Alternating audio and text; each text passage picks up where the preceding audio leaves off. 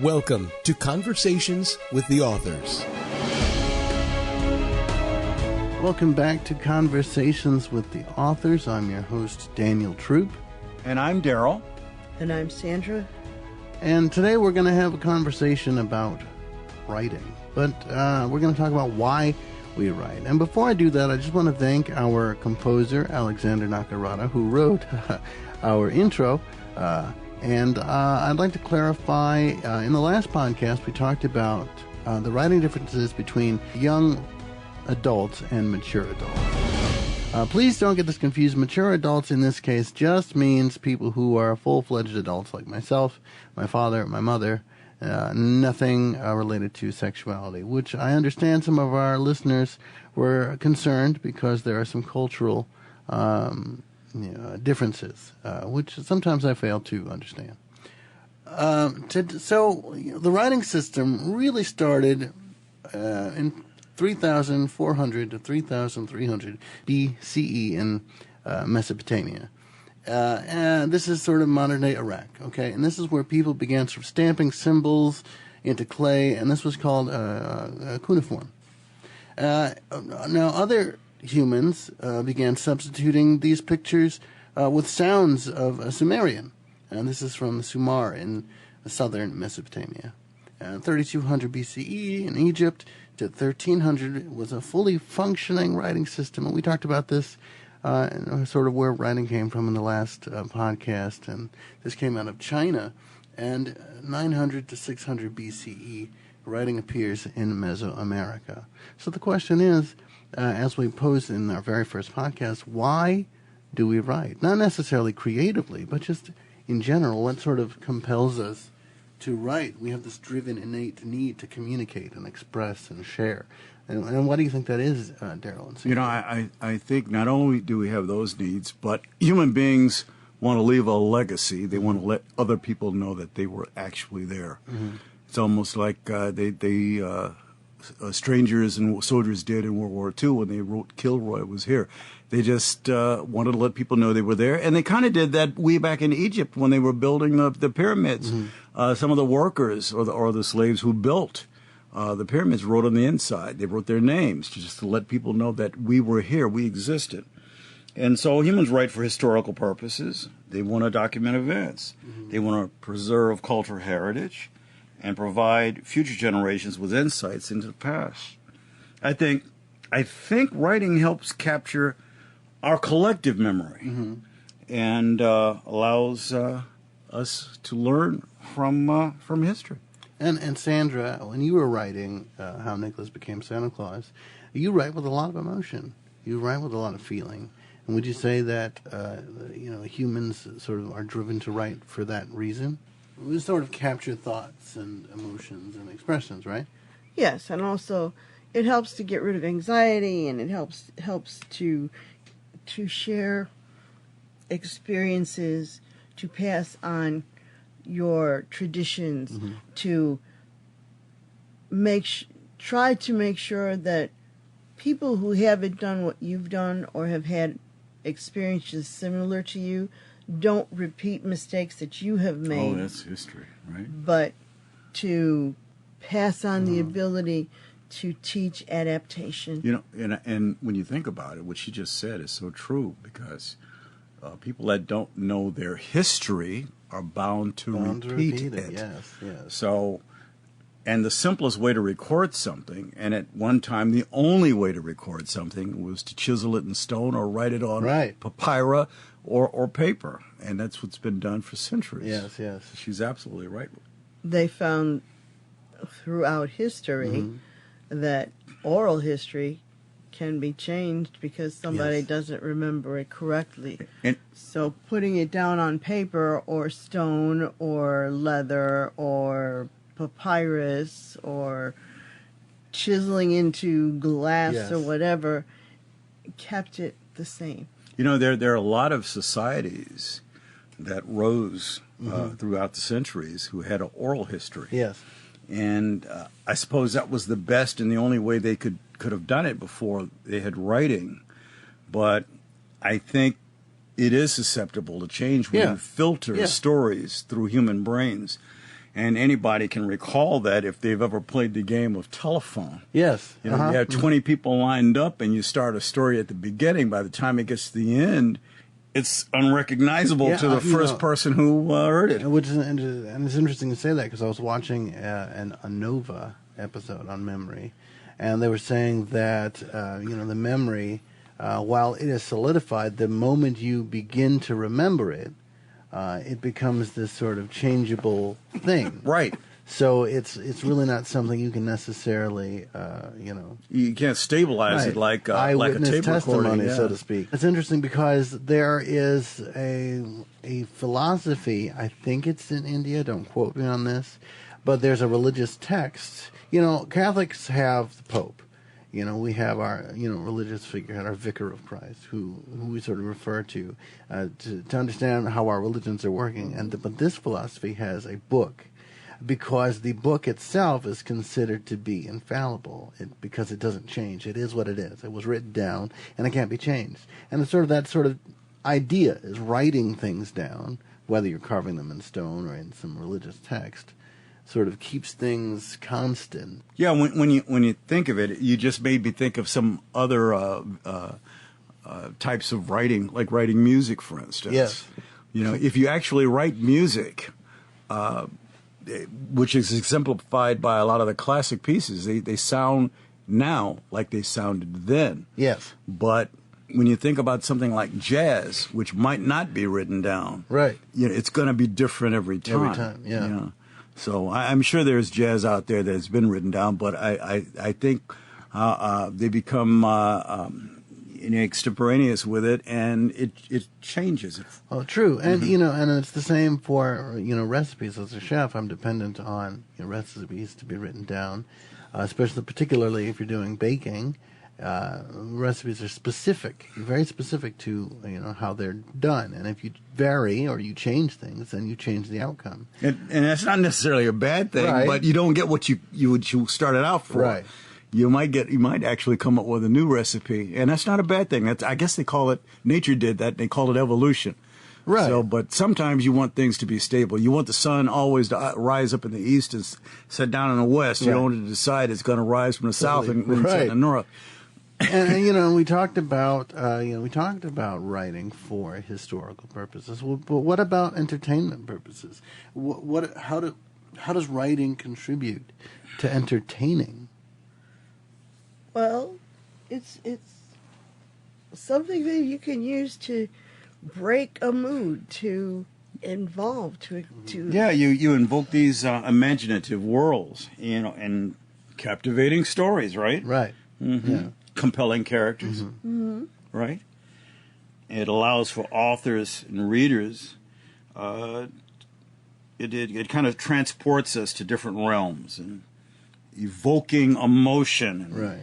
providing escape from reality. Yeah. I know people who they don't use drugs, they don't use alcohol or any of that, and it's admirable right. that they don't abuse those things. But I know some people who are always in the movies. Right. That's their escape. And again, that's that escapism we Right, talked about in our exactly. last podcast, being able to sort of delve into these worlds that have been created and sort of live there, but for a moment. Mm-hmm. So how does storytelling itself play a role in human culture? Well, you know what? We always told stories, I think, when the caveman had his family and his neighbors sitting around the fire. That was television for them, right? And it was captioned. The fire was captioned by their stories about the big hunt, the thing they missed, or the big war that they had. So I think storytelling is really an integral part of human culture. It is. It tells you who, what, where, how. Mm-hmm. Mm-hmm. It conveys our values, right? What you should do, what you shouldn't do, and then it's up to the person that's listening or reading to decide how they're going to incorporate it, and what are they going to do with the who, what, where, then, and how. And I think so far back, and I'm going to use their example again, is the caveman. This is how they conveyed their values and traditions to the younger folks in the clan and to others too, right? It's really a way to Educate them. right, but also to contribute to personal expression. Because when you read, for instance, How Nicholas Became Santa Claus, I think a lot of your personal expression is put in through these characters, how they interact with each other, Yes, it what is. they get from each other, the emotion, the love, the knowledge that's conveyed to other characters. The interdependence. It's that same way. You look at the love between, say, Wallace and his wife, Marina. or Nicholas and the other characters. This camaraderie you have, I think that's all conveyed, and it's sort of it's bringing across that personal feeling, and in a sense, it's kind of your ideals too, I suppose. You know, and I was just thinking, some of the greatest thoughts came through writing just for entertainment. If you think of all of the quotes and things that came from Shakespeare, for instance, the Yes. things that we take for granted. Yes, And absolutely, yeah. they were all in some of his plays. right. You know, and to thine own self be true. Right. We say that for people to be honest about themselves, but that was exemplified in one of his plays too. And you know, and Nicholas it's sort of a historical fiction in that it's based very loosely on some era that, you know, we're familiar with, kings and queens and castles and this and such. And while we don't specifically mention when or where in terms of like the inspirations, I guess, how does what motivates authors to write historical fiction? Well, you know what? Sometimes we write history because that's the way it is, and sometimes we write historical fiction because the way we want it to be. Right. You know? Yeah. And it's always the what ifs. What if this happened? Right, yes. You know, and what if that happened instead? Yes. How would that be different? You know, and it makes me think of one of my favorite genres in science fiction, which is the time paradox or the time Yes, story. When you go back in time and you change something, you know, suppose Stalin's parents had never met Right, before, yes. then we wouldn't have had him. Right. You know, and perhaps the world would have been different. Suppose Oswald's parents, you know, had never met, then what would it have been like to had 4 years and another 4 years of JFK? Right. You know, yeah. we don't know. You know, and you can write that as a what if, as a story, right? So, how does, and we talked about this earlier because we were talking about cultures.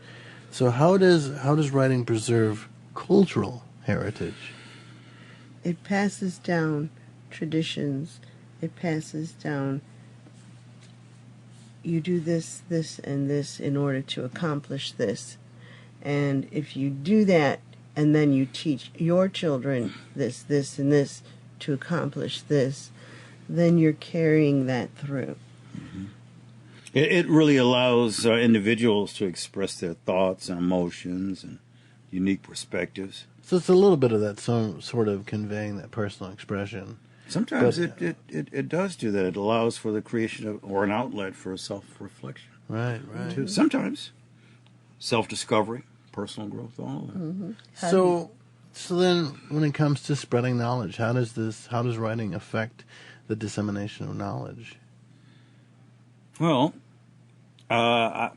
it's you know, it made me think of what was that movie, Galaxy Quest? Yes. When the alien said we've read or seen your historical documents. Historical records, yes. Yeah, and they thought this is the way history was on Earth, the way it was in the television programs that they Right. received, you know, by radio waves.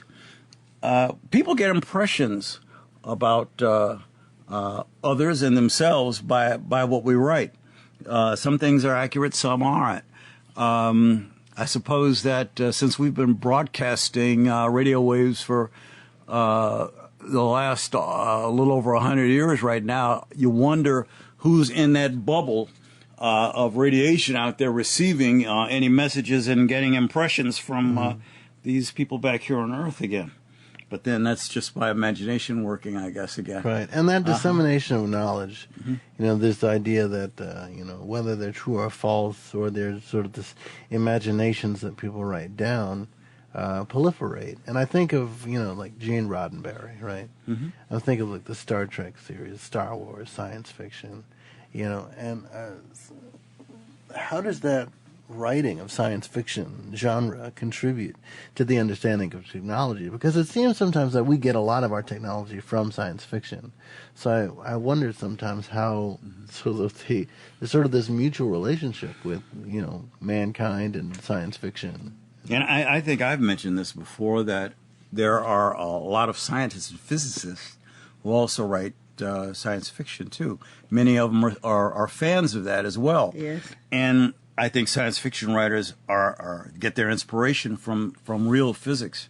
And I've mentioned this before, that Arthur C. Clarke, who wrote 2001: A Space Odyssey, I think that's one of the books that most people are familiar with. Yes. And the movie was a physicist. Yes. And as a matter of fact, he is one of the primary. He was a futurist, and he was one of the primary persons. He was the person to come up with the idea about, for instance, geocentric satellites. And then it was just an idea. But that science fiction that we could communicate all around the world at one time was from just an idea that he had. And somebody saw that, other people saw that, and they put that into work. They put that into action. There are many things like that, examples of that, where science fiction turned into science fact. And we discussed sort of, writing, humans writing because we want to sort of warn about the what ifs, and sometimes we're hopeful about the what ifs. We have these sort of speculative, writing. Right. And this is, what we think might happen in the future, futurists, as you were talking about. So the question becomes, what are some of the key considerations when writing a speculative fiction? When you want to write about things that might happen in the future and things that could be advanced in technologies and this and that. For instance, James Cameron is supposed to be writing a new Terminator movie based off of AI. And I suppose, while that is science fiction, you can also consider it maybe speculative science fiction. It could be, yeah. Could be. You made me think of a futurist that lived, almost 300 years ago, and Mary Shelley, who wrote Frankenstein. Yes. She wrote a book called The Last Man, and it was set 300 years in her future, which would have put it right about now. If you ever want to see what somebody so far in the past thought about what the future was going to be like, you should really take a look at that. Right. I looked at the book just to see if she predicted cars or anything like that. She didn't. Right. And people were still driving buggies and horses, but it was set in the 20th century. Right. So from 1700s when she wrote 17, 18, 19, 20. And it was just interesting to see what was true and what wasn't true, and what, at least what people thought was going to be true in the future. And I think it's interesting you say that. I think it's kind of limited, because I think about Mary Shelley thinking about what cars might be in the 20th century. But I think we ended up being limited by, science in that you can only imagine so far. The effects of the physics of electricity back then, and the newly discovered ideas about it and what it could do, like Galvan, who would put electricity to the legs of a frog and see it jump. Well, I think that may have been even some of her inspiration, that electricity was going to be, I guess, like a guide, and you were going to be able to bring people back to life and all this. So she wrote Frankenstein, and so. It is like I mentioned before, when H.G. Wells wrote his story, I think it was in early 1913, somewhere around there, about the world set free. And it was about atomic weaponry, which wasn't an idea at all. Einstein hadn't even read or wrote his treatises on relativity until 1915. So, and then hence, in the years hence, that thing actually came true. Right. His was very interesting, though, because his was a weapon that once you exploded, it would never stop. Right. It was sort of like getting the sun started. But that was kind of predictive of atomic weaponry, and even back then. You know what I predict? And there was no physics for that. You know what I predict? I predict that our readers will be electrified, will find new discoveries in your book, How Nicholas Became Santa Claus. And if you want to find these new discoveries, if you want to be electrified, you can check out our website at troopbooks.com, where you can find the author page that takes you to Ewing's Publishing, where you can get a soft cover or a hard cover. You can see us on Facebook at Troop Books, Instagram at Troop Books, TikTok at Troop Books, and I'll talk with you next time on Conversations with the Authors.